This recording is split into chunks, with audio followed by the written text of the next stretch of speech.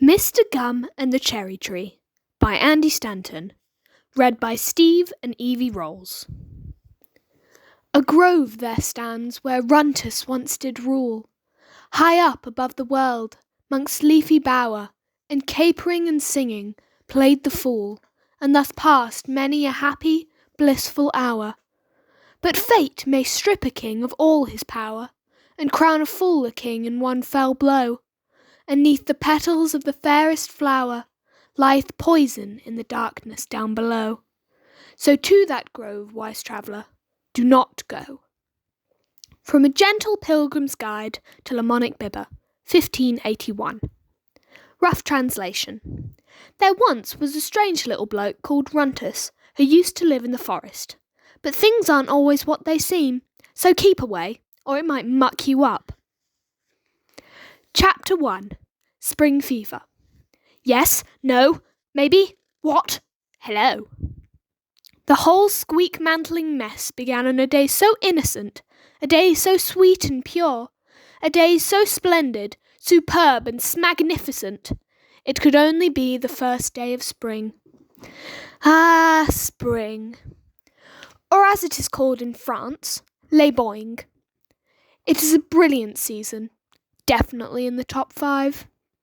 And what a fresheel, special morning it was in the town of Lamonic Bibber, my friends. The sun was shining, the birds were playing Quidditch in the treetops, and the ground was just sort of laying there, letting people walk all over it. It was a glorious, give-me-morious, start of the storiest sort of a spring morning. And as you can imagine, with your tiny little brains, everyone was looking forward to it like a rascal. I'm looking forward to it like a rascal, said Jonathan Ripples, the fattest man in town. I think I'll celebrate by eating not 1, not 2, but 8 hot cross buns. I'm looking forward to it like a rascal, said Martin Laundrette, who ran the laundrette. I think I'll celebrate by spitting on not 1, not 2, but all 8 of Jonathan Ripple's hot crust buns. I'm looking forward to it like a rascal, said a little girl called Peter. I think I'll read my favourite children's book. Biffy the Worm gets arrested for accidentally murdering everyone in Canada. It's unputdownable. But just as everyone was about to settle down into their beautiful spring mornings of eating, spitting and reading, a terrible shrieking was heard. It was old Granny, the oldest woman in Lamonic Bibber. She was running up the high street and she was shrieking at the top of her voice. The old ways are back, cried old Granny as she hinged it up the street, her petticoats all a-billow. The old ways are back. Oh dear, said Jonathan Ripples, shaking his big fat head, big fat sadly. She's been at the sherry again. Lies, protested old Granny, taking a quick sip of sherry from the bottle she always kept hidden in her handbag. I never touched the stuff. But listen, the old ways are back, I tell you. Well, by now quite a large crowd had gathered, and amongst them were 2 heroes you may know quite well. One was Friday O'Leary, a marvellous old fellow who knew the secrets of time and space, and the other was Polly, the happiest 9-year-old girl you could ever hope to meet. She was brave and true, like a how-do-you-do, and she had everything she needed in life. A face, a couple of elbows, and a pocket full of felt-tip pens, and hardly any of them had even run out. The truth is a lemon meringue, shouted Friday O'Leary as he sometimes liked to do. What's all this then? Shh, said Polly. Old Granny's about to speak. The townsfolk fell silent as old Granny regarded them with a mysterious gaze. Then she fell asleep. Then she woke up and regarded them with another mysterious gaze. Then she fell asleep again. Told you she was drunk, whispered Jonathan Ripples. Lies, cried old Granny, her eyes flying open into her most mysterious gaze yet. Now, here is my incredible news. The old ways have come back from before the days of science. Ancient spirits have awoken. Strange wisps and fancies are amongst us. "'Tis the truth, 'tis the truth, 'tis the truth I tell. Now come with me, and I will show you well." Oh, went the little girl called Peter. oh. Went Jonathan Ripples. "Chap!" Went crazy Barry Fungus, who thought he was a chaffinch. The old ways are back, Cried the crowd, and they all set off after old Granny, chanting for all they were worth. "What does you reckon, Fried? Said Polly. Shall we follow them?" "I think we'd better." Replied Friday, stroking his toes thoughtfully. "They all seem to have gone a bit mad, and that is what is called spring fever. Or as it is known in France, le crazies de la brains de la boing boing." Chapter 2. Off to the forest. Up at the top of Boaster's Hill, where the air is fresh and clean, and it's a lovely place to fly a kite, and the stars come out and twinkle at night, and I once saw a tramp there having a fight with a cat dressed up as the Queen. Yes, up at the top of Boaster's Hill, a school lesson was taking place in the bright morning sunshine. And who was giving that lesson but Alan Taylor, the tiny gingerbread headmaster? "So, as I have just demonstrated, children," He was saying now. "grass is very nice to sit on, but be careful because it can tickle. Now, can anyone tell me the name of this handsome creature over here?" "Is it a rhino, sir?" Said a girl called Caroline. "Very close, Caroline. Said Alan Taylor kindly. Actually, it's known as an ant. Now, who can tell me?" But just then there was an almighty ruckus, and a rickus, and a buckus, and a bickus, as over the hill came the crowd of townsfolk, with old Granny leading the way. And each and every one of those townsfolk, whether young or old, rich or poor, tall or short, thin or Jonathan Ripples, each and every one of them was chanting, "The old ways are back! The old ways are back!" "Hey, what's going on?" demanded Alan Taylor as the crowd stampeded through his lesson, scattering children and daisies in all directions. "What's the meaning of this?" "They all done gone mad with the spring fevers, Alan Taylor," said Polly, rushing up with Friday O'Leary at her side. "They're following old Granny into adventures unknown." "Then we must follow them and keep them from harm, Said Alan Taylor. for they are but simple folk with simple legs, and who knows what peril those legs could be marching them into. Children, get in line, single file." "Alan Taylor, you got that class so well behaved, it's a marvel," Said Polly as the school children jumped into formation. "Yes, Replied the gingerbread headmaster, blowing on his silver teaching whistle to start the children marching in time. and when I think there used to be a rowdy little goblins who loved misbehaving and pinching each other, it makes me especially proud. I've tamed them He proclaimed. through the power of education and sometimes blowing a whistle at them." And so it went.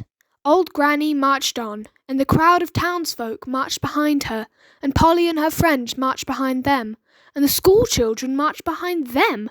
Yes, there was certainly a lot of marching going on that morning, and actually it was even the month of March, so that counts as another one. Kind of. Onwards, onwards they marched. Over the fields and far away they marched. Up hill and down dale they marched. Over a glistening lake they marched. "How did they march over a lake?" Said Friday. But somehow they just did.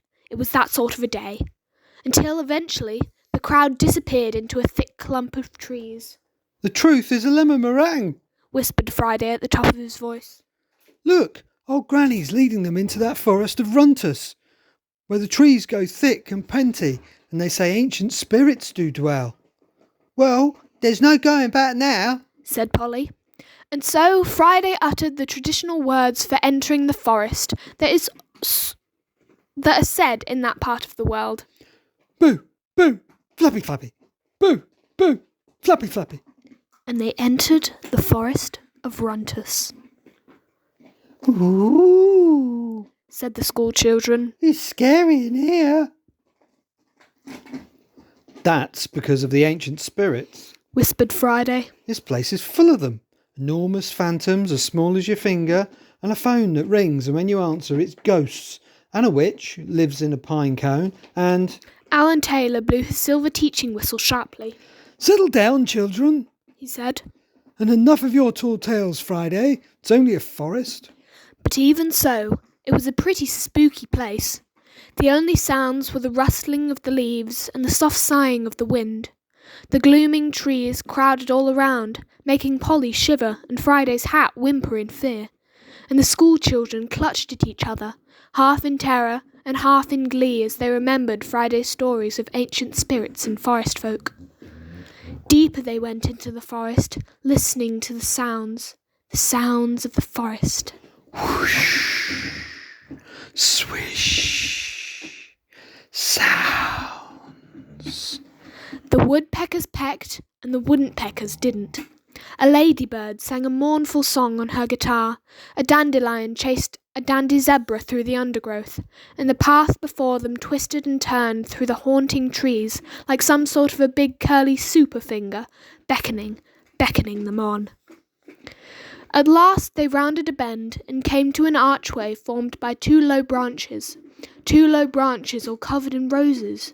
And beneath those curving branches stood old Granny and her crowd, as solemn as calculators. "Here we are." Whispered old Granny, and the leaves and trees seemed to whisper it back. "Here we are. Here we are. Here we are. Our journey is at an end." She whispered, and the leaves and trees seemed to whisper it back. "At an end. At an end. At an end." "My leg hurts." Complained Martin Laundrette, and the leaves and trees seemed to whisper it back. "Stop complaining. Stop complaining. Stop complaining. No one cares about your stupid leg, you crybaby. Crybaby. Crybaby." "This is where it all happened," said old Granny, once the leaves and trees had shut up. "This is where I heard him." "Heard who?" asked the little girl called Peter. But old Granny had already ducked through the flowery archway. "Follow me. She cried. Follow me and see for yourselves." Chapter 3. Who went through the arch? Here's who went through the arch that morning. First was old Granny, then Martin Laundrette, then the little girl called Peter, a little boy called Rita, and a baby called Elsie Wawa. Then a really, really tall bloke called Harry Extremo Leg. Then Thora Gruntwinkle, with Greasy Ian and their pet monkey Philip the Horror. And then Jonathan Ripples, who got stuck in the archway and had to quickly go on a diet for 10 minutes until he lost enough weight to squeeze through. Then came David Casserole, the town mayor, followed by Charlotte Casserole, his beautiful wife, and Frank Casserole, his beautiful husband. Next was Beanie McLeany, wearing a bikini and reading a magazine. After him came Pamela, and Pamela,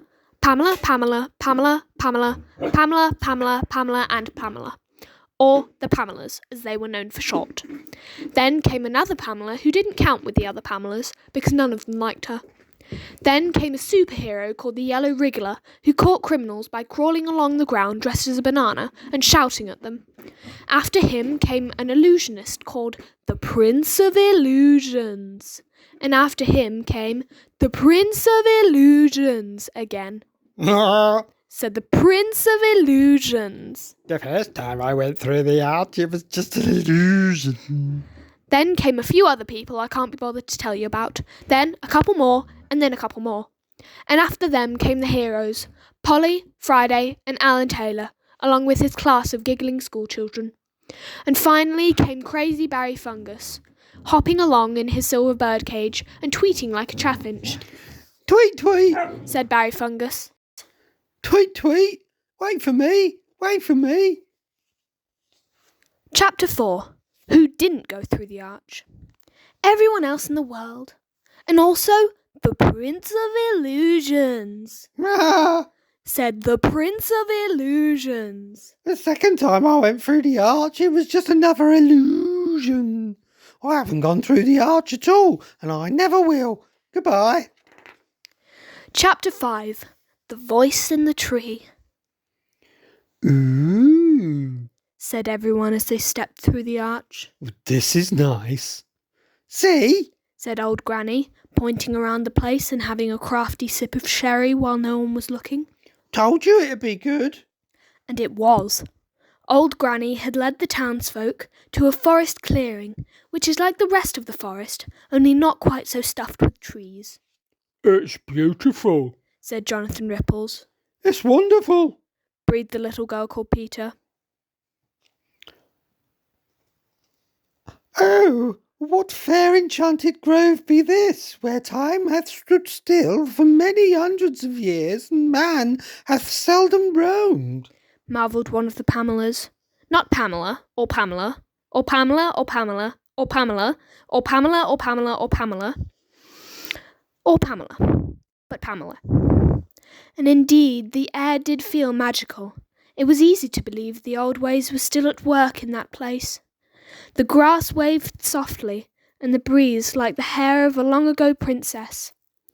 A sparkling blue stream burbled and tinkled over moss-covered rocks, as if to say, If you get thirsty, I'll be there for you, with my sparkling waters so wild and true. But if you would drink from me, here is my warning. A fish did a wee in me only this morning. An ancient stone statue of a goat stood crookedly in the grass, half grown over with ivy and hazelweed, and there was a bush, not just a bush, but a nice bush. But by far the biggest fatso in that clearing was the cherry tree. It was a shining, flaming phoenix amongst cherry trees. Its sturdy trunk reached proudly for the heavens. Its branches flung themselves far and wide, like a rejoicing priest who just discovered God hiding in his garage. And amongst its rich green leaves dangled hundreds of plump red cherries, fat and ripe and bursting with juicy secrets. Yes, Old Granny told the mesmerised townsfolk. This is where it all happened. This is where I heard him. But even as she spoke, a strange voice suddenly rasped out of nowhere, shattering the day's calm like a rusty trampoline and shaking every single leaf in that place. Well done, you stinky old woman, said the voice. You've led 'em here, like I commanded. It's him, cried Old Granny, falling to her knees at the base of the tree and wrapping her arms around its trunk. Oh, great one, I would do anything for you. And suddenly the townsfolk realised something amazing. That voice is coming from the cherry tree itself, exclaimed Jonathan Ripples. It's true, cried the little girl called Peter. Exactly, said Old Granny triumphantly. That's what I've been saying all along. The old ways are back. That's right, said the voice, and the leaves on the cherry tree rustled excitedly. 'Cause guess who I flipping well am? Batman? said Friday. No, you idiot, growled the voice, and the leaves and the branches of the cherry tree shook even more wildly. Ha ha ha! I am the mighty Runtus, king of the woodland spirits. I come back from them olden days, was lost in the mist of time. I come back to rule over you all. Oh, great Runtus, cried the crowd, dropping to their knees on the sacred earth around that fabulous tree. We have heard of you in legend and rhyme. Tell us how we may serve you, O great one. Right, yelled the voice. First up, I'm absolutely starving. You there, big fat one, go get me some snacks, Tubbs. Yes, so great Runters, said Jonathan Ripples, almost falling over his own stomach in his haste. And you stupid mare, said the voice. Give me them expensive shoes what you're wearing. Yes, so great Runters, said David Casserole, pulling off his Italian loafers and flinging them into the tree. And you, little boy with the ugly face, go and find me a... But Polly had had enough. Hold on just 1 minute, she said, stepping into the centre of the clearing. Townsfolk, are you really going to fall for this? I bet you all the money in the world, plus some transfers, what I got free with a comic. I bet you anything it's Mr. Gum in that tree. Mr. Gum? murmured the crowd in dismay. What, that old horror? Yeah, said Polly. Mr. Gum. with his nasty old beard and his fierce old eyes and his hat what hardly even fits on his pointy old head. Shut up, you meddling little girl. shouted the voice in the tree. I'm definitely Runtus, and what's more, I can prove it. Oi, Bill, get out of here, me old pal from me olden days. And then there came a rustling in the bushes, and the crowd gasped as out popped something they had never seen, but had only heard about in the legends of old. It was an amazing beast with the head of a man and the body of a stinking great horse. Nay, said the strange creature. nay. Me name's Galloping Bill, and I'm a flipping centaur from the olden days. Nay, nay, nay, nay, nay, nay, nay, nay. Oi, Galloping Bill, said the voice in the tree. stop your neighing and get on with it, or I'll kick your blooming tail off. Oh, yeah, sorry, Runtus. said Galloping Bill. Now, listen up, you lot. He told the astonished townsfolk. Back in them olden days when Runtus ruled, it was brilliant. Everyone just lazed around eating cherries all day. There wasn't no work, there wasn't no school, there wasn't nothing boring at all. It was just cherries and lazing, I tell you. Hooray! said the crowd. And now your luck's in, Continued the amazing centaur. 'cause Runtus is back to make them olden days happen again. Hooray! said the crowd. See you later. Said Galloping Bill. Nay, 4 legs good, 2 legs bad. Moo, raw, nay. And with that he disappeared into the bushes. Hooray! Said the crowd, who by this point were just hooraying any old thing. Right, Said the voice in the tree. you heard what old Hoof Features said. Now, get down on your knees and tell me who's the boss. Runtus! Said the crowd, falling to their hands and knees. What's that? I can't hear you. Runtus! Chanted the crowd. Runtus! Runtus! Runtus! Frides, what are we going to do? Said Polly. The whole town's falling for it. But Friday O'Leary paid no attention. He was down on his knees with the rest of them, chanting for all he was worth. Oh, Frides, you done been tricked as well. Said Polly sadly. And you're usually so sensible. Runtus, Runtus, Runtus. The chant grew and grew, like a bad seed that fell into the ground and became an angry sunflower with a gun. Runtus, Runtus, Runtus. It drowned out the bird song. It drowned out the tinkling of the stream. It drowned out everything. I said it drowned out everything, Oh no! said Polly. Them school children is at it too. Blow your teaching whistle, Alan Taylor. Blow it like a Roman emperor. So Alan Taylor blew his teaching whistle, but of course the chanting drowned it out. And even if they'd heard it, the children wouldn't have cared, They're turning wild. sobbed Alan Taylor. I hardly know them anymore. Come on, A.T. There's nothing we can do about it now. Said Polly. We best scapes before we goes insane. And so Polly and Alan Taylor left that place, and no one even bothered to say goodbye. For the folk of Lamonic Bibber were lost to the chants and the wild ways of the woods. Chapter 6. Alan Taylor Gets the Pets, Whoa, whoa, whoa, and a bottle of glum. said Alan Taylor as he and Polly trudged forlornly through the forest, the ground squelching beneath their feet. I've lost all my school children. I must be the worst headmaster in the world. Don't you be talking no nonsenses, you tasty little superstar. Said Polly sympathetically. It's not your fault they all runned off like that. Oh, but it is. Wailed Alan Taylor, throwing himself to the forest floor and pounding the earth with his little brown fist. I'm a useless teacher. I can't do anything right. Even that last sentence I said has got a spelling mistake in it. I'm completely hopeless. Well, what about this little twinkler? Said Polly, pointing to a fuzzy blue caterpillar that was busy licking Alan Taylor's foot. He don't think you're hopeless. He seems to have taken a shine to you. Do you think so? Sniffed Alan Taylor, blowing his nose on a passing stag. Do you think I could make him my pet? I don't think you got any choice. laughed Polly. He's well in love with you. Well then, Sniffled Alan Taylor. I shall call him Graham. Graham the caterpillar. So Polly found some dental floss in her pocket, and they made a little lead for Graham. And Alan Taylor cheered up, and he looked ever so chirpy, walking along with his brand new pet. Where are we going, A.T.? Said Polly as they continued on their way. We need to find shelter, replied Alan Taylor. That's the important thing. Then we can... But at that moment he happened to glance down, only to see that Graham the caterpillar was holding on to a tiny lead of his own. At the other end of the lead was a ladybird called Johnny Two Spots.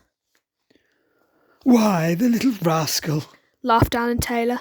Look, Polly, Graham's found himself a pet too. And so they continued through the forest until they came to a sort of a hollow in the ground. What about here for shelter? Said Polly, but Alan Taylor shook his head. No, he said. Take a closer look. It's full of wolves. So on they went. Hey, A.T., Polly suddenly exclaimed. Johnny Two Spots the ladybird done gone found himself a pet too. It was an aphid called Penelope. Where will it all end? Laughed Polly, who had never seen such fun. I don't know, said Alan Taylor, skip-scappling along, his electric muscles sparking with delight. He was quite back to his usual cheerful self now. And suddenly the first cuckoo of spring jumped out from behind a hedge and went, Cuckoo! And the first daffodil of spring jumped out from behind another hedge and went, Daffodil! And the hedgehogs and the badgers popped up and danced round them 3 times in a ring and disappeared back into the undergrowth as quickly as they had arrived.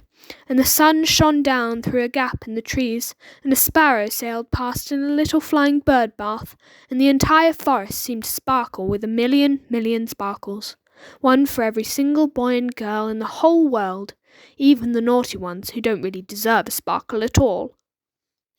Oh, perhaps the forest isn't such a bad place as we done thought, said Polly, sticking a beautiful wildflower known as a purple git in her hair. And with friends and pets and giggles me gee, we won't never lose the day. We'll stop that runtus madness, we will. I knows it, Alan Taylor. I knows it in my heart. Well spoken, fair 9-year-old maiden of the forest, cried Alan Taylor gallantly. Now, let us away, for methinks shelter is near. Tally-ho, pets, tally-ho. The gingerbread pet master cracked the dental floss once, twice, 3 times a lady, and rearing up to their full height, Graham the caterpillar, Johnny Two Spots the ladybird, and Penelope the aphid led them onwards towards the next clearing, onwards towards shelter, onwards towards Chapter 7. Chapter 7. There is no Chapter 7.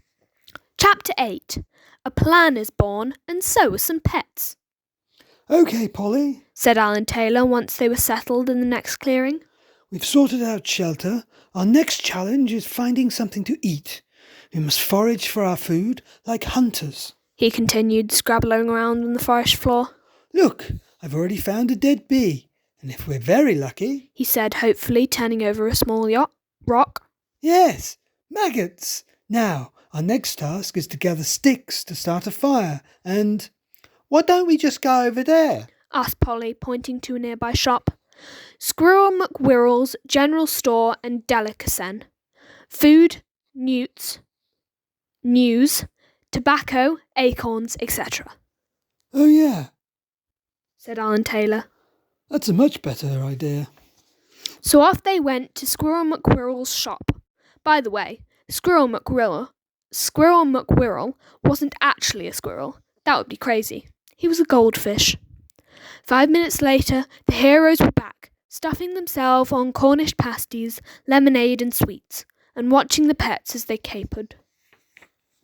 Johnny Two Spots was waltzing with a buttercup. Graham the caterpillar was sitting on a mushroom, pretending he was in Alice in Wonderland, and Penelope the aphid was phoning her mum, who lived in the next forest along. It was ever so joyful, and yet Polly's heart was heavy as a frankfurter. Oh, Alan Taylor, said Polly. I'm well worried about them townsfolk. If it really is Mr. Gum up in that cherry tree, then it can't mean no good for no one. Well, that's where I'm one step ahead of you. Winked Alan Taylor, taking one step ahead of her. Look what else I bought at Squirrel McGwirrel's. Camera? Said Polly. But why? Because we need to convince the townsfolk. Said Alan Taylor. So, if we get up into that tree ourselves, then we can do a photograph of him and we'll have all the proofs we need. Finished Polly. Excellent plan, Gingerbread Man. So how do we... But just then the pets came tumbling up. Hey, said Polly. Look how fat they've all grown, the little greedies. It was true. The little pets were no longer all that little. They were bulgers, one and all. Graham was a big fat chubster, Johnny Two Spots could hardly even walk, and Penelope the aphid was absolutely enormous. Well, for an aphid. And then suddenly... Poof! Dozens more pets popped out of them. It was beautiful, but also disgusting. Ugh! Cried Polly. Alan Taylor, your pet's just done millions of babies all over the place. Ew! remarkable. Said Alan Taylor, examining the dozens of new caterpillars, ladybirds and aphids crawling along the forest floor. Absolutely remarkable. Come on, Polly, we'd better tether them up. So Polly produced the dental floss from her pocket, and they spent a happy hour making leads for all the new pets. By the time they were finished, old Mr. Twilight was creeping through the forest, turning the day to evening with a flicker of his long, goldy fingers. It was that magical hour when anything feels possible, and Polly felt a secret thrill of excitement. Maybe we was wrong. She thought as mysterious shadows stretched over the land. Maybe Runtus really done returned after all. But there was no time for doubts. The plan was on. Right, said Alan Taylor as he fixed the last lead to a baby caterpillar called Brighton. it's time to take a look at that cherry tree. Chapter 9. The Dance of the Cherry Tree Goblins. Softly, softly, softly, softly, softly, Polly and Alan Taylor crept through the forest. They'd left the pets behind, being babysat by a kind old hare. Don't worry, I'll look after them. She hadn't told them, but you knew that's what she was thinking. So now, there they were, two heroes in the night, creeping towards their destiny and occasionally tripping over small twigs. Runtus, Runtus, Runtus. The horrible chanting grew louder as Polly and Alan Taylor neared the clearing, and as the last of the day's light flushed away down the toilet of time, Polly saw a scene that froze the marrow in her bones, and turned her blood to ice, and turned her hands to snowballs, and turned her nose into a carrot, and... Stop turning into a snowman, Polly, whispered Alan Taylor. We've got important work to do. Runtus, Runtus, Runtus. The heroes crept closer. Runtus, Runtus, Runtus. The heroes crept closer still.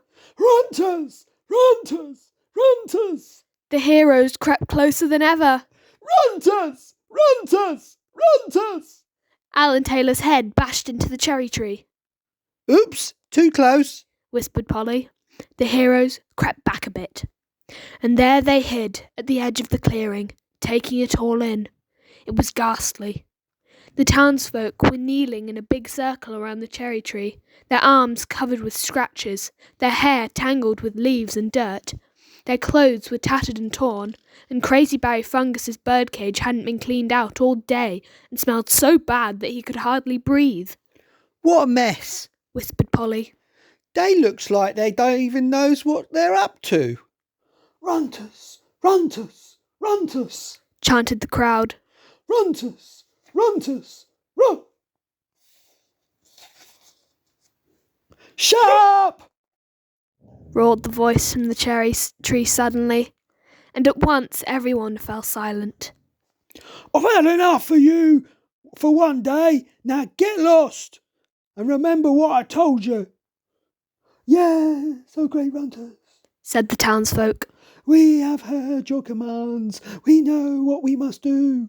Tell me again, said the voice. Tomorrow we must bring you precious gifts, chanted the townsfolk. We must each bring you the thing that is most precious to us in the whole world. That's right, rasped the voice, making the tree rustle from its roots to its leaves. Now, push off, the lot of you, and don't you forget them gifts tomorrow. We won't, Runters, we won't, promised the townsfolk. Good night, Runters, said the little girl called Peter. Sharp, snarled Runtus. Sharpen me cherry-filled whiskers, what a bother it all is. So, that's his game, whispered Polly. He just wants their riches and money and jewels. I might have knowed. The heroes watched as the townsfolk shambled out of the clearing. Runtus is the best, mumbled Jonathan Ripples. I can't wait to see him tomorrow. I'm going to give him my most precious gift, old Granny muttered to herself. Then he'll see how much I love him. The truth is a cherry tree man, chanted Friday as he headed off home. The truth is a cherry tree man. That's it, A.T., said Polly, hot tears stinging her cheeks. I can't stand to see such shenanigans. We got to get into that tree right now. Patience, cautioned Alan Taylor. Let's wait until night's descended on the land like the devil's tablecloth. Soon, night descended on the land like the devil's tablecloth. That didn't take long, whispered Alan Taylor, putting on his cheerleading skirt. Now, 1, 2, 1, 2, 3. Let's investigate that tree. But all of a sudden, the moon came out from behind a cloud, drenching the clearing in its ghostly silver light. And the wind blew as if in answer to the moon, throwing strange bumpy shadows everywhere. And now Polly and Alan Taylor could hear them, cackling all around. Creeping out of the bushes, rustling in the undergrowth, emerging from rabbit holes, peeking their dirty little faces out of the shrubs, one by one. We're back, they cackled, and their voices were hard and sharp and cruel. We're back. Oh no, whimpered Alan Taylor, his raisin eyes wide in the moonlight. It's the school children. Only... We're back, cackled the voices all around. Only they've gone wild again. He gulped. Polly, my school children have turned into goblins. We're back, cackled the goblins. We're back. Oh, they were back all right, with their teeth and their claws and their extra legs and their tails and their spikes and their horns. All the old faces were there. Oink Balloon, Captain Ankles, Livermonk, Soup Dog, Mr. Boomerang, Yak Triangle, Whippy, and everyone's favourite, Big Steve, the big fat goblin with the little red hat. And oh, there were plenty of new ones too, like this tall thin one with no head called Plouncer, and a grubby little belcher called Teenage Loaf who had 13 arms and a head shaped like a radiator. It was horrible. Ha ha ha! laughed the voice in the cherry tree. That's right. Go wild, me filthy army of the night. And the tree it did rustle, and the tree it did shake, and the earth it did tremor to see that woeful scene. Must do song, squealed Captain Ankles, and at his command the goblins began circling the cherry tree, whooping and hooting and trampling the soil beneath their grubby feet, and Galloping Bill rode out from the bushes, rampant and smelly and untamed neath the moonlight, his hooves beating furiously on the wind. Cover your ears, Alan Taylor, cried Polly. Cover your ears. They're about to do one of their dreadful songs. Chapter 10, The Cherry Tree Song, featuring a special burp duet from Livermonk and Teenage Loaf. I come back from the olden days to sing you all me song. Up this flippin' cherry tree, that's where I belong. And I'm a brilliant centaur. Look at me amazing hooves. Round this cherry tree I'll dance, and that's the blimmin' truth. I want cherry, loads of cherry. Me stuff them in mouth and spit the stones out on Bill. Ouch! Ow, no! You stupid little squirt! Stop spitting cherry stones on me! That one really hurt! Me want cherry too. Spit the stones on Bill. Me want cherry too. Ow! Ow! Ouch! Ow! Ouch! Ouch! Oof! Spit stones on Bill. Spit stones on Bill. Spit cherry stones on Bill. Spit stones on Bill. Spit stones on Bill. Ha ha, we got him on the nose. Ha ha ha, good work, me old goblin army. That's the way to do it. Now live among teenage loaf, bub duet, hit it.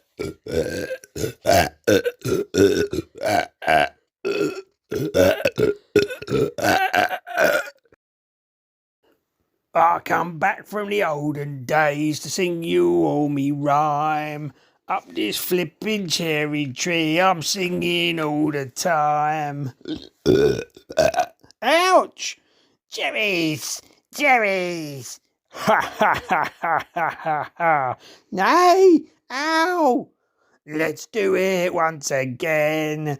I come back from the olden days. Oh! It's horrible! It's horrible! Moaned Alan Taylor, desperately stuffing bits of grass into his ears. Our nose! Sobbed Polly. They're so out of time, it's unbelievable. I'm trying not to listen, but it just keeps inviting itself into my head without knocking first. Round the tree the goblins whipped, spitting their cherries and burping their burps and kicking each other in the shins, and Galloping Bill capered around with them, neighing and going, Ow! quite a lot. We got no chance of getting into that tree with all them goblins a guarding it, said Polly. They'll mash us up like doorbells. But Alan Taylor had a plan. Do you see that massive tree, Polly? He said, pointing to a grand old duke of a horse chestnut tree, towering above the clearing, as if it were reaching for the moon. Yeah, said Polly. It's a right old conker de la Splunker. Exactly, said Alan Taylor. Now, if we can get up into that horse chestnut, we can shimmy along the branch, do you see? And we can drop into the cherry tree from above. And then we can take our photo and catch Mr. Gum in the act. And them goblins down underground won't know's a thing, exclaimed Polly. Alan Taylor, you are the best. Chapter 11. An old friend says hello. Ow! Stop spitting cherry stones on me! Ha ha ha! Get him, goblins! Pull his tail! Under cover of the hideous music, Polly and Alan Taylor inched towards the horse chestnut tree. There it stood, in the moonlight, towering over the clearing, as it had done for hundreds of years, ever since it was just a tiny conker crying in its mother's arms. It's a giganta, said Polly, gazing up at the huge, wide trunk before them. How are we ever going to get up this old belly boiler? I'll never know. Just remember the 4 C's, said little Alan Taylor. Climbing, courage, confidence, and calling an ambulance after you've fallen out of a horse chestnut tree and broken every single bone in your body. Well, the 4th C didn't really fill Polly with much of the 3rd C, but there was nothing else to be done. So gathering all her 2nd C, she threw her arms around the trunk and started doing the 1st C. Come on, Polly, you can do it, urged Alan Taylor as he sat in her hair. Yes, that's it. Oh, you nearly climbed half an inch. Keep going. It was no use. The trunk was too wide, too steep, too smooth, too slippery, 200 feet tall. I can't do it, said Polly. I can't do it, A.T. It's an impossible dream. There's just no way up, and now we'll never prove who's really in that cherry tree, and the game's lost, and that's the end of that. and has to move to another town where no one knows what a failure I done made, and I'll open a little shop by the sea, what's called Lonely Polly's Seashells and Lollipops, and all them lollipops will have sad faces on and taste bitter as dust, and hardly no one will ever come into my shop, and there I'll sit all day long sighing and looking out the window over the rainy beach, looking out to sea and thinking about a little place called Lamonic Bibber, what I once did love. And with that, poor Polly slumped against the tree and began to sob. Alan Taylor offered his hanky, but it was only the size of a postage stamp. Just enough for one teardrop and no more. But lo, whatever that means. Just when all seemed lost, there came a bark. Not a tree bark. There was already plenty of that. That was the problem. But a bark such as the noise what occasionally emerges out of the mouths of dogs. Look up, Polly! Cried Alan Taylor, his raisin eyes agleam. And yes, the astonishing truth was that an enormous Jupiter of a dog was bouncing down the tree trunk towards them, a massive whopper of a dog, in fact. And what? No, really? Seriously? Yes! It was none other than that magnificent beastalizer. Jake! Shouted Polly as the huge golden furhound flamped it down the tree, barking it up like a chostril and singing his song of old. Bark, bark, bark, bark, bark, bark, bark, bark, bark, bark, bark, woof. It was amazing but true. Polly and Alan Taylor had stumbled across the one and only secret and legendary horse chestnut tree in which Jake the dog lived. Ah, Jakey! Jakey! Said Polly, throwing her arms round that good boy's back and hugging him till he dribbled. So this is where you calls home, and now you can take us up to your nest, and we can do our plan, and the townsfolk won't be fooled no more, and I won't have to live by the sea, being sad. Oh, you lovely, lovely, lovely, lovely, lovely, lovely wolf dog! In an instant, the heroes had hopped onto Jake's broad back, and he was zipping up the tree. Let me start again. In an instant, the heroes had hopped onto Jake's broad back, and he was zipping up the tree trunk like he didn't even care. His famous claws dug into the bark.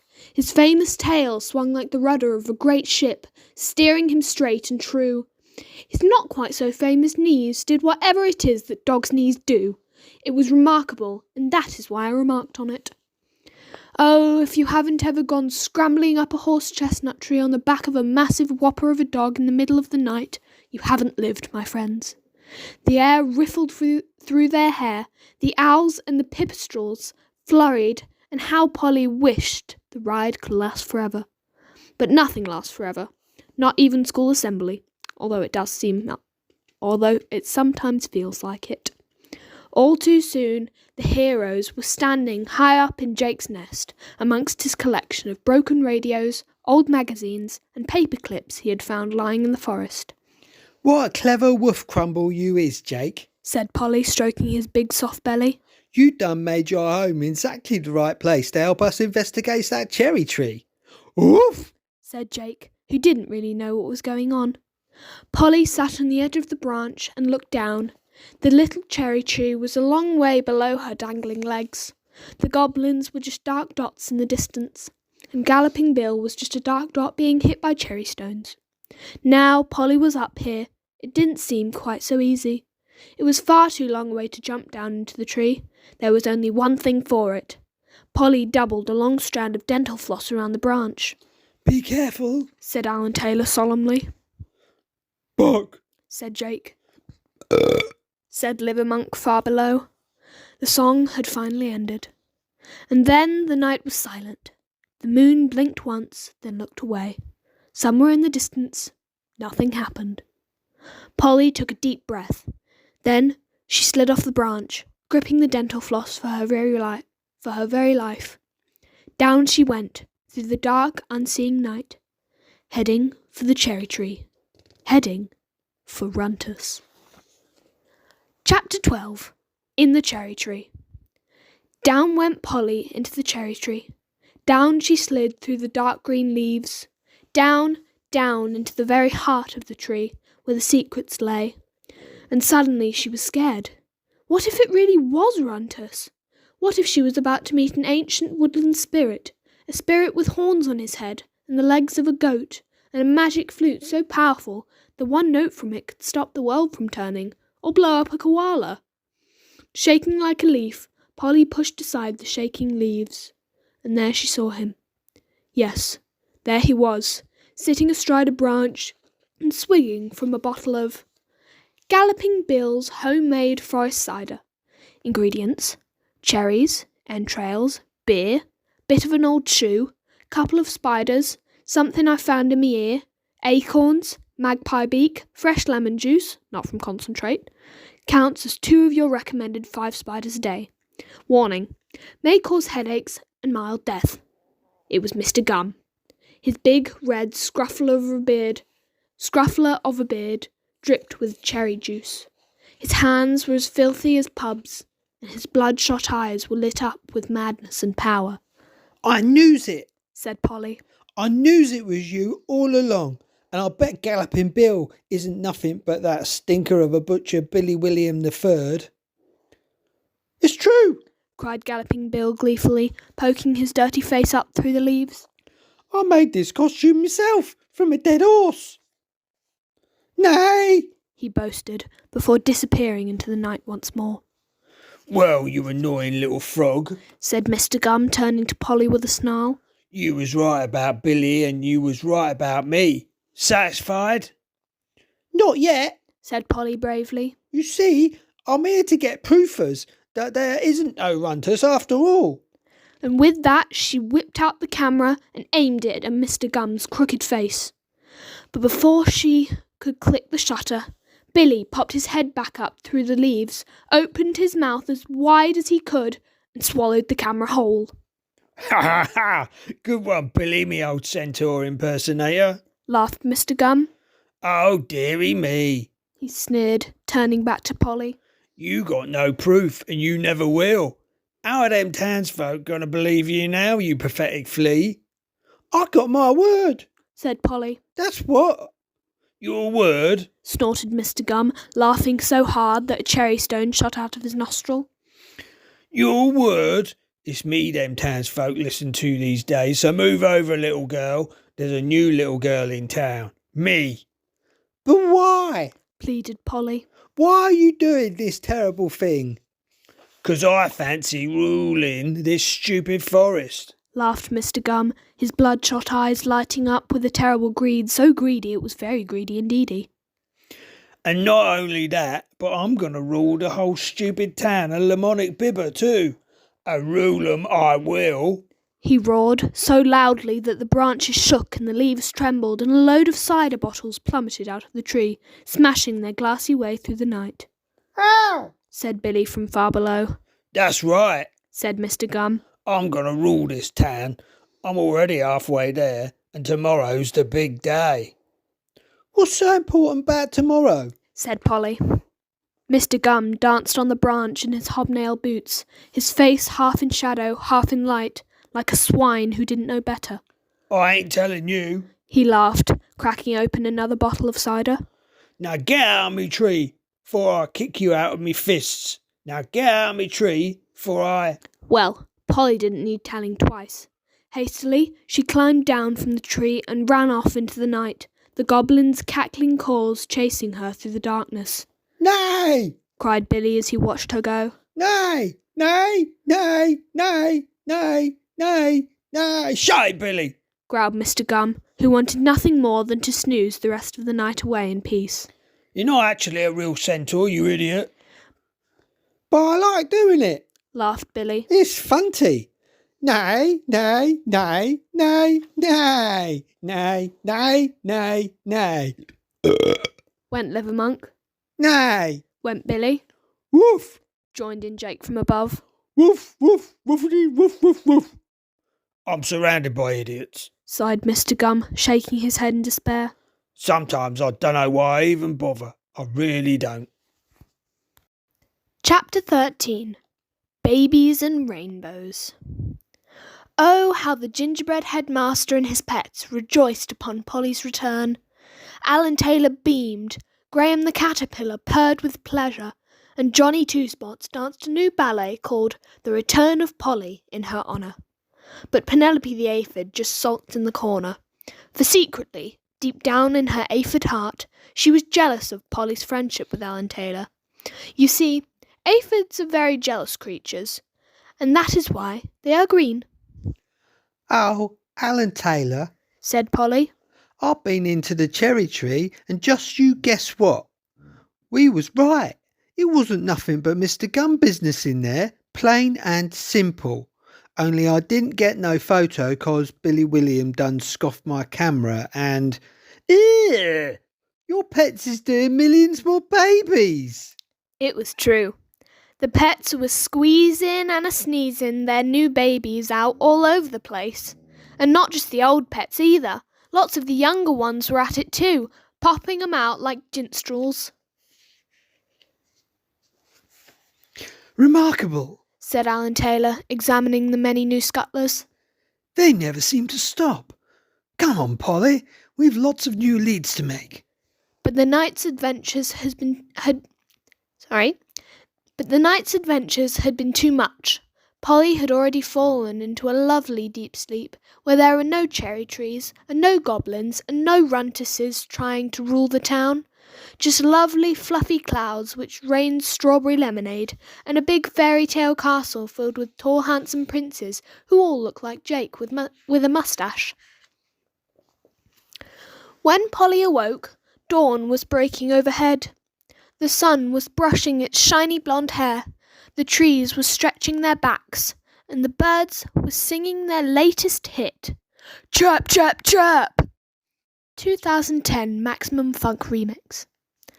The day was going to be a beauty. A little way off, Alan Taylor sat in the dewy grass, watching his hundreds of pets play and tumble around. He looked so happy sitting there that Polly couldn't help but feel her spirits rise. And talking of spirits... How I love the forest at this time of day, said a voice at Polly's side. It reminds me of when the world was young and smelled of hope and roses. Polly turned to look, and there beside her was the spirit of the rainbow, his honest face sparkling in the dewdrop morning light. Just looking at him filled Polly with marvellous feelings, as if she was somehow a forest herself, full of wonderful flowers and streams, and suddenly she knew. He'd come to teach her lessons and ancient wisdoms, or something. Child, Said the spirit of the rainbow, though he was no older than she. I remember this forest many hundreds of years ago. It was a wild, carefree place. Can you guess how many chocolate wrappers and other bits of litter there were mucking it up? 6? Said Polly. None. Came the lad's astonishing answer. None at all. You see, child, the world was full of wonder back then. There were fauns and centaurs. Yes, actual real centaurs. One of them was called Tony. And there were pixies and elves and wood nymphs. And there were transparent sprites with almond-shaped eyes bathing in every stream. It was excellent. Was there unicorns too? Asked Polly, who had always wanted more than anything to find a unicorn and ride it to the moon. No, there were never any unicorns. Said the lad. That was just a myth that started when an ice cream cone accidentally got stuck to a pony's head. Oh, Said Polly. But she could not stay disappointed for long, not with the sun dappling through the treetops, and the smell of fresh pine and wooded oak, and the spirit of the rainbow's face as he remembered those far-off times when things were simple and free. yes, free. Said the spirit of the rainbow. Look at Alan Taylor, child, for this is the lesson I want to share. Polly looked over at the gingerbread headmaster.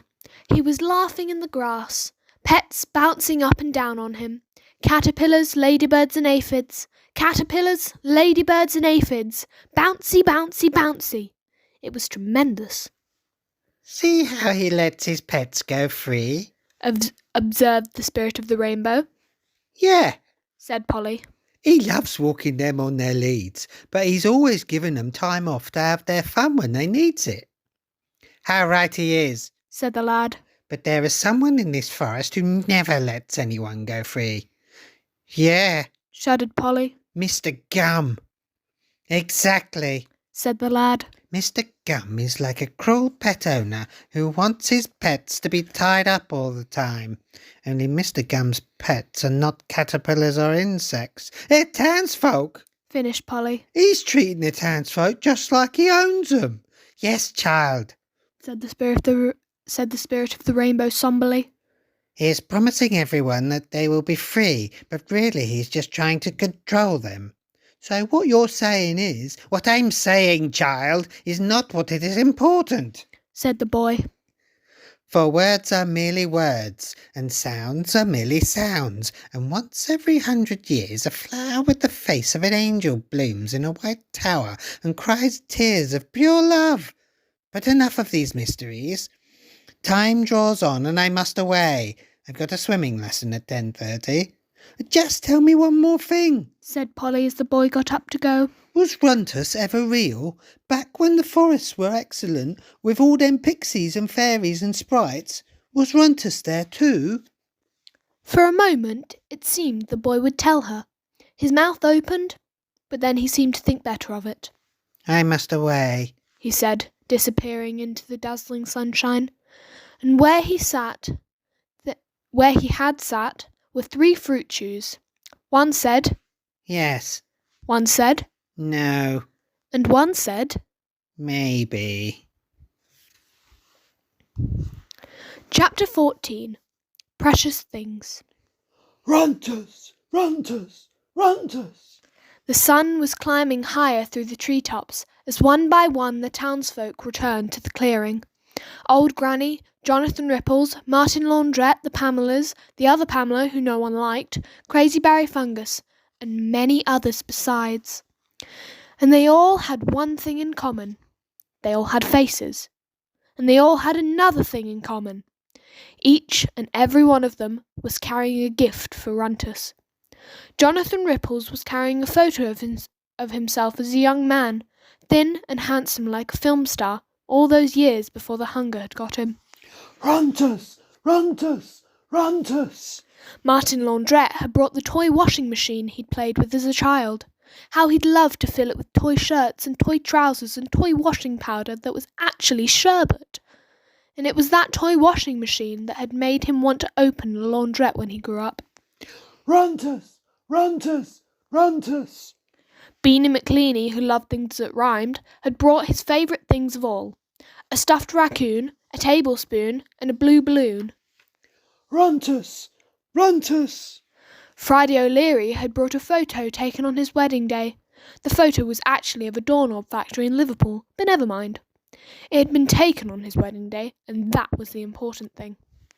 I don't get it, said Alan Taylor, from where he and Polly lay hidden behind a tulip, the pets grazing at their side.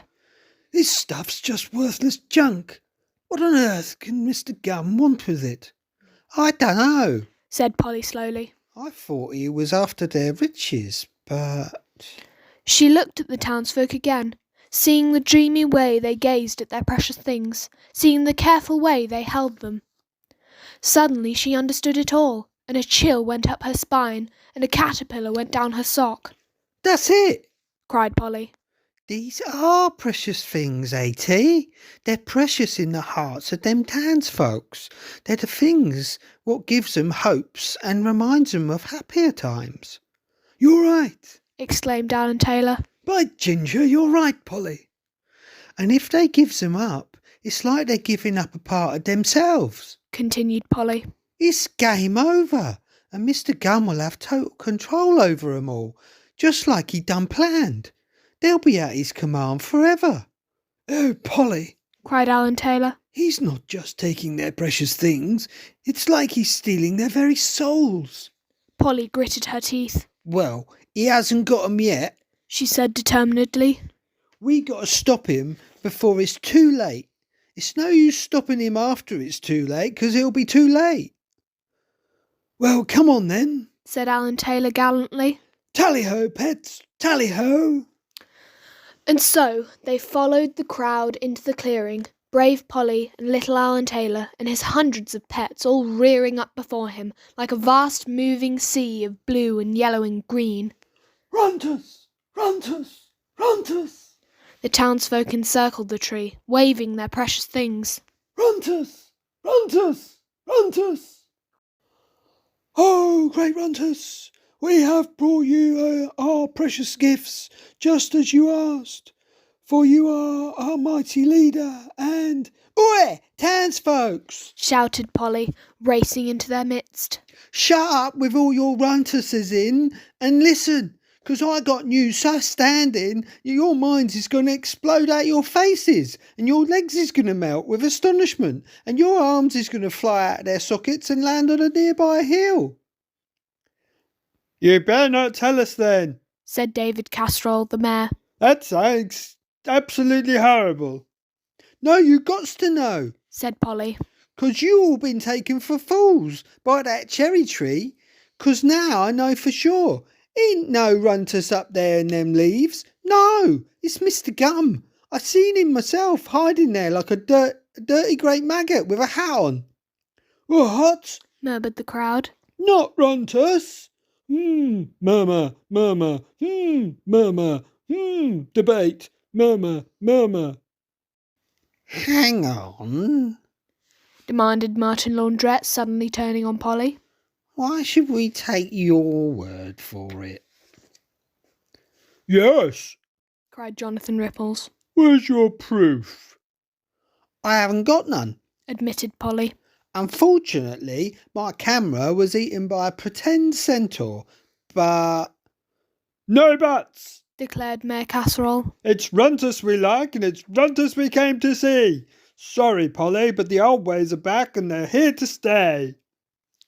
Chapter 15. Runtus and the Pets.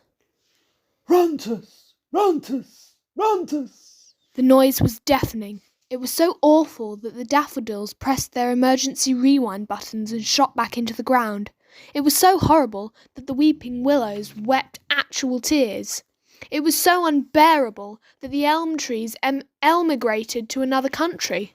Runtus! Runtus! Runtus! Chanted the crowd. And then there came the most almighty cheer as Galloping Bill stepped out from the bushes, the gang of grinning goblins at his side. Nay! Nay! Said Galloping Bill, pawing at the morning air like he imagined a real centaur might do. Now, I know you all come here to see your favourite woodland spirit. Am I right? Yeah! Yelled the crowd. Nay! Meow! Who do you want to see? Shouted Galloping Bill, in his centauriest voice yet. Runters!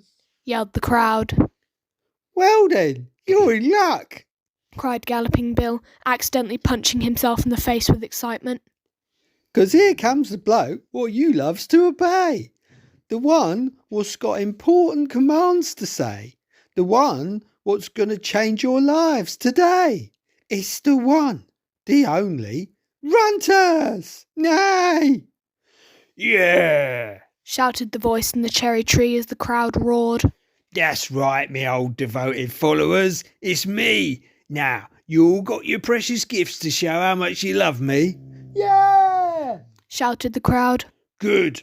Now, here's how it's going to work. You got to go over to Galloping Bill and give him your precious things. It's as simple as A, B, Runters. So, who's going to go first? Oh, Granny should go first. Shouted someone. She's the one who led us here. Yeah, oh, Granny should go first. Shouted someone else. Yes, oh, Granny. Shouted someone else. I don't think our Granny should go first. Shouted someone else. But they were overruled. It was democracy. Trembling like a croissant, old Granny started forward, and the goblins taunted her as she went, gobbing cherry stones and pulling bad faces. Stupid old woman. Cackled Captain Ankles. Look, she got rubbish, unfashionable hairstyle. Said Oink Balloon. And now old Granny was kneeling in front of Galloping Bill. Here, She whispered, handing him a piece of paper. It was ancient and yellow at the edges, and it was barely hanging together. It was a love letter from her first husband, written the day he'd been shipped off to war. Dear old Granny, I'm afraid they're shipping me off to the war. Who? I do not know. Why? I do not know. What war? I have no idea. But of one thing I am certain. I love your face and everything underneath it. I love all of you, old Granny, and that is why I married you. You are the best. Adieu, my love, your adoring husband, Old Manny, XX. P.S. Don't touch the sherry I left in the drinks cabinet. Is that your most precious possession in the whole stupid world? Sneered Galloping Bill. it is. Said old Granny. Then hand it over. He demanded. For a moment old Granny seemed about to refuse, but then she bowed her head and handed it over, and as the letter left her hand, something in old Granny's eyes seemed to flash once, and then die out altogether. Got it! Shouted Galloping Bill triumphantly. Nice one. Rasped Bruntus. Now, old Granny, repeat after me. I have given up my most precious possession. I have given up my most precious possession. Repeated old Granny. And now I will do anything for Runters. Said the voice. And now I will do anything for Runters. Said old Granny. Me soul belongs to Runters forever. Said the voice. My soul. Began old Granny, her voice trembling. The crowd cheered. The goblins cackled. My soul. Croaked old Granny, though through lips as dry as sand.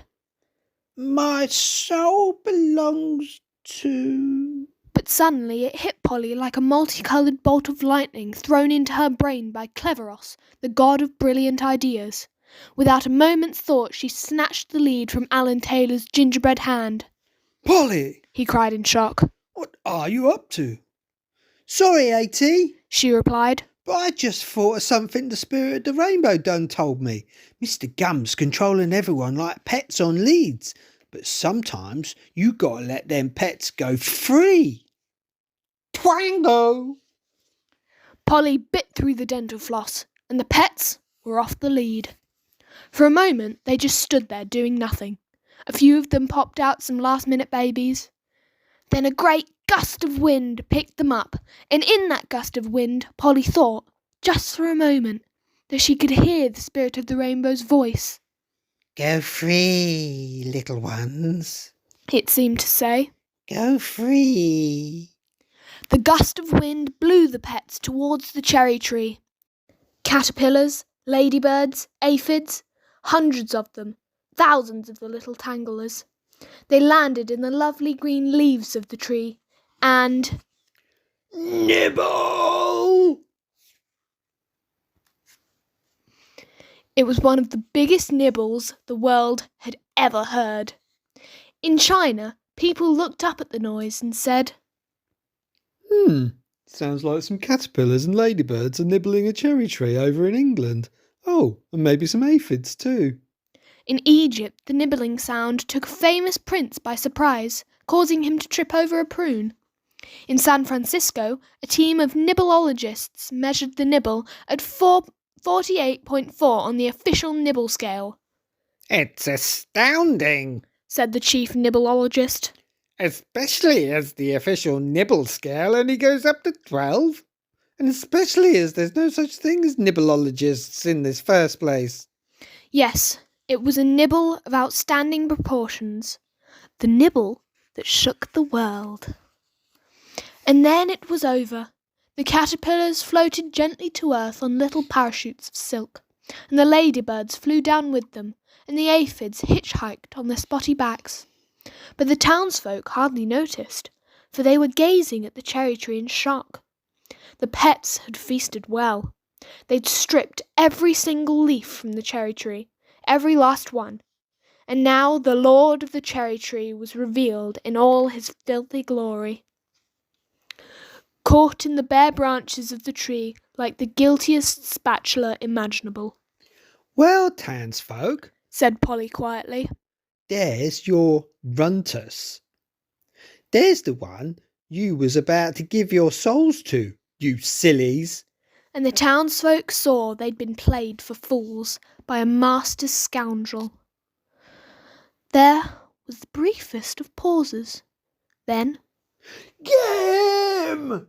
Jonathan Ripples flew at the tree trunk, battering it with his bulk. Ka-fling! Mr. Gum was knocked clean out of the branches. Ka-fly through the air. Mr. Gum flew through the air. Ka-land just to the side of Billy. Not really. Mr. Gum landed right on top of Billy, splattering him like a squirt flake. Get him! Roared the crowd. Shut up, me lying, deceiving whiskers. Shouted Mr. Gum. They'll rip us to shreds and put each shred in a different prison. Come on, Billy, me boy. Give me a ride out of here.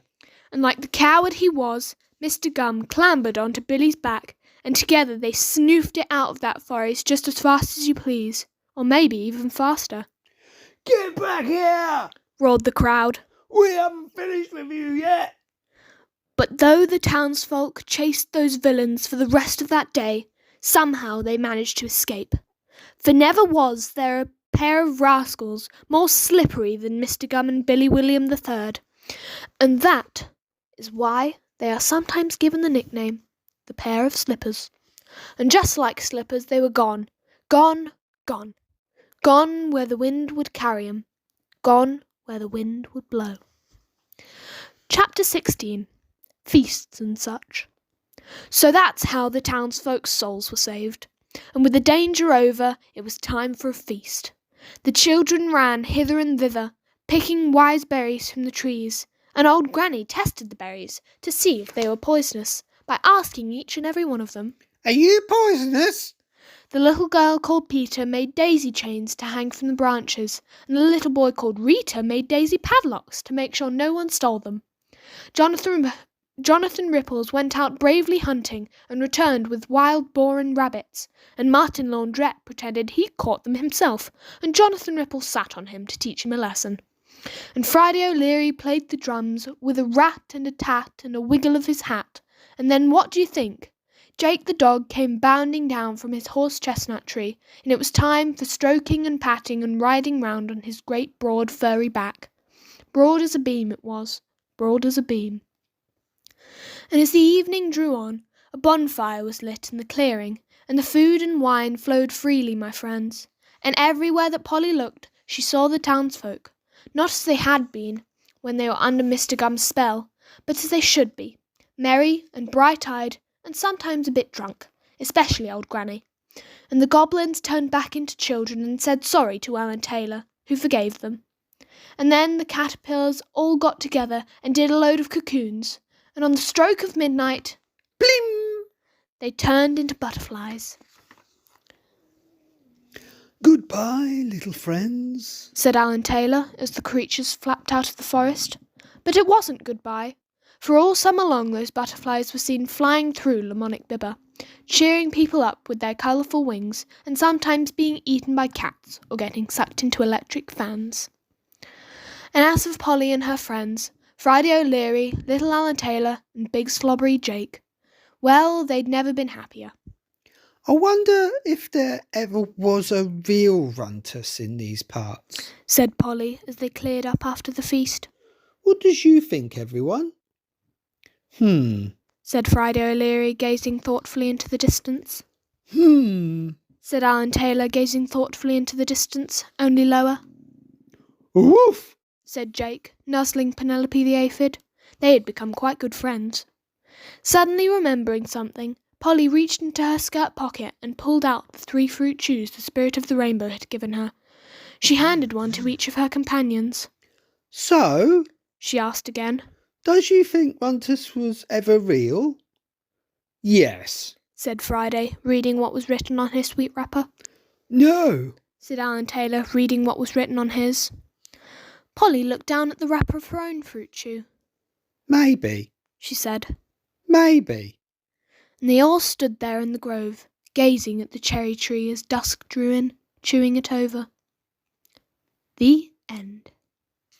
Epilogue. It is the early hours before dawn, and the forest clearing stands empty and still. All the people have long since gone home, and aside from an owl arguing with a badger about whether or not squirrels can talk, the grove is silent, bathed in magical, heavenly moonlight. But now, what's this? A tapping can be heard, a tip-tapping from across the way, and over the burbling crystal blue stream comes a rider on a horse. No, not a rider on a horse at all, but a strange creature with the body of a fine strong stallion and the chest and head of a handsome young man. "Oh, great one," says he, clip-clopping over to the cherry tree, which stands tall and graceful in the centre of the clearing. "It is safe now. They have all gone." Are you sure? Says a voice, and now a small figure can be seen climbing out from inside of the tree trunk itself. A figure with a flute and curly hair and the shaggy legs of a goat. Are you quite sure they have gone, Tony? Yes, great Runtus. Says Tony the centaur. Those crazy humans are gone at last. And now we can play. Then Runtus puts the flute to his lips and plays 3 quick notes. 1, 2, 3. And from far and near the creatures of the olden days come bounding and skipping into the grove. Fauns, leprechauns, those sprites with their almond-shaped eyes. It's all happening. Elves, fairies, all sorts of wild creatures. And finally, trotting into the clearing, the very last guest of the party, a beautiful unicorn with a horn of pure gold on his forehead and moon dust on his hooves. See, Tony? Laughs Runtus as he skips and capers with his friends through the woodlands that he loves. There are real unicorns after all. That's